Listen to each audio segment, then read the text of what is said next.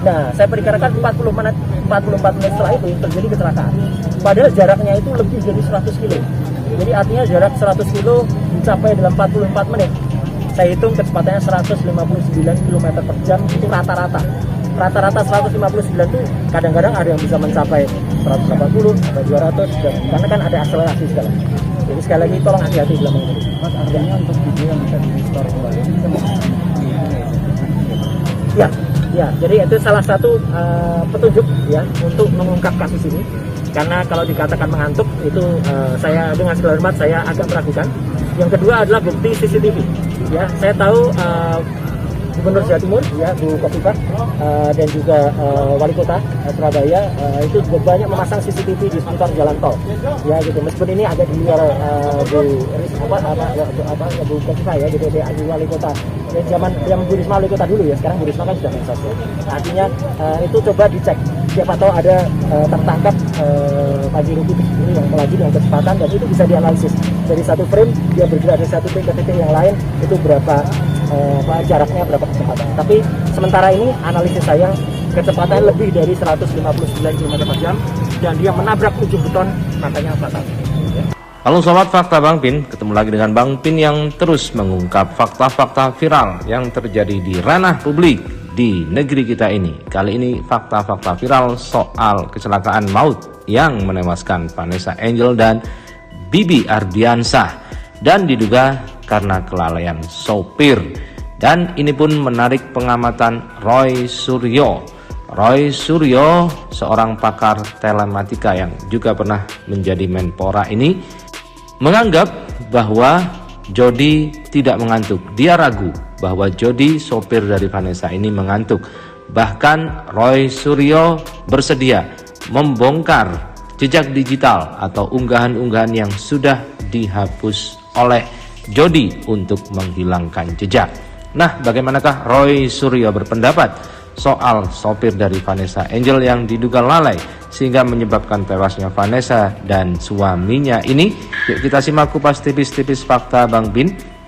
Dan sekali lagi, like, subscribe, and komennya ditunggu, serta jangan lupa selalu ada doa dalam setiap lentikan jarimu.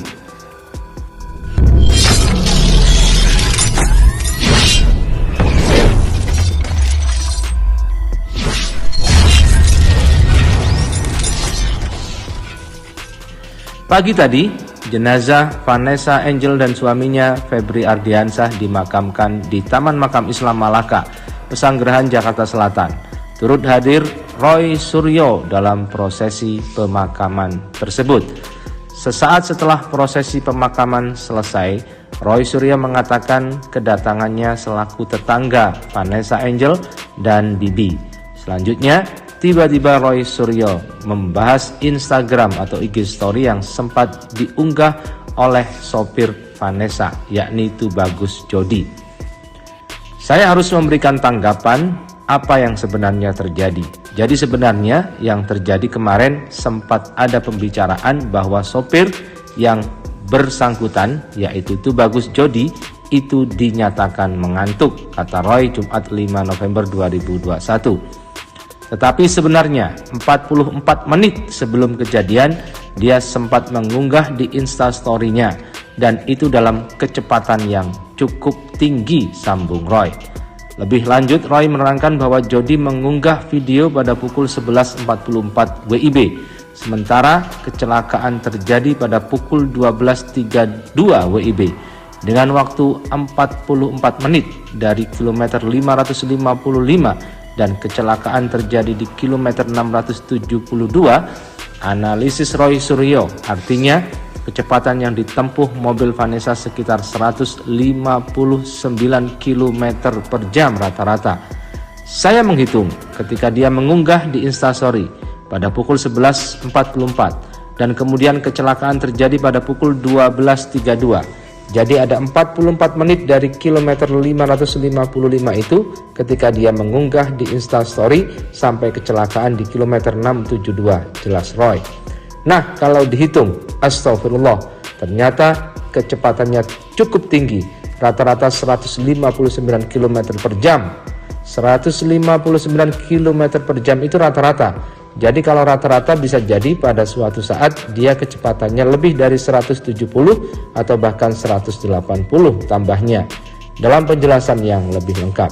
Oleh karena itu, Roy meragukan jika Jody mengantuk saat menyetir menuju Surabaya. Kalau dia mengatakan mengantuk, rasanya kok tidak. Karena kalau mengantuk, kecenderungannya kecepatannya pelan. Ini kecepatannya sangat tinggi, tutur Roy. Ini sangat berbahaya. Tanpa mendahului pihak kepolisian, saya menyatakan meragukan keterangan dari Tubagus Jody yang kalau dia mengatakan dia mengantuk tambahnya. Lebih lanjut, menurut Roy, video yang sempat diunggah oleh Jody itu bisa jadi bukti petunjuk untuk mengungkap kasus ini. Walaupun Jody sudah menghapus video itu, Roy memastikan video itu bisa diambil kembali. Ya, itu salah satu petunjuk untuk mengungkap kasus ini. Karena kalau dikatakan ngantuk, itu dengan segala hormat saya agak meragukan, jelas Roy. Bisa, sangat bisa diambil. Video itu bisa diambil kembali. Dan saya kira cybercrime dari Polda Jatim itu bisa melakukan ini. Kalau enggak, dari Mabes Polri saya kira juga siap untuk membantu hal itu. Dalam cuitannya, Roy Suryo di akun Twitternya juga mengunggah sebuah video yang kali ini beredar di media sosial. Menurut Roy Suryo, video itu adalah hoax. Inilah videonya.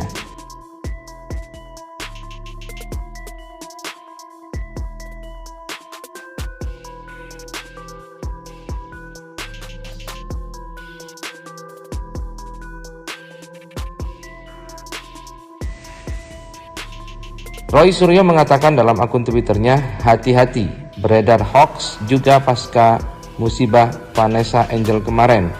Ada video mengemudi sampai dengan 180 km per jam yang beredar. Itu bukan dari Tubagus Jody yang sudah dihapus. Yang saya analisis mencapai 159 km per jam dari kilometer 555 ke kilometer 672.